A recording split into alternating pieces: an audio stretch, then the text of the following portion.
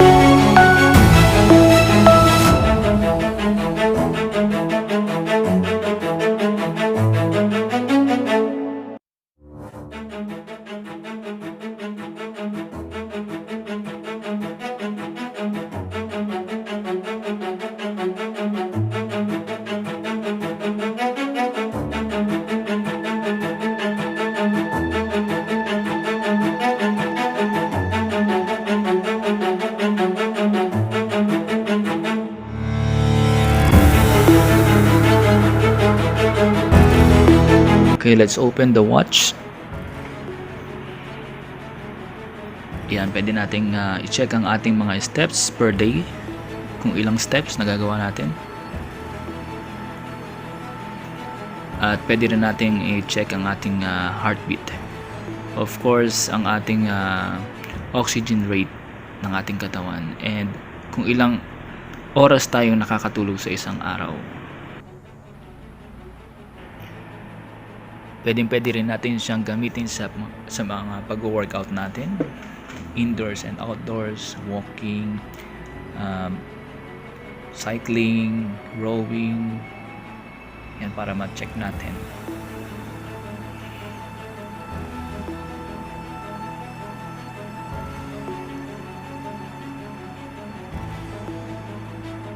And of course, dito natin makikita yung mga notifications natin and messages. Pwede rin natin siyang iset kung ano ang mga applications na gusto natin ma-receive ang mga notifications.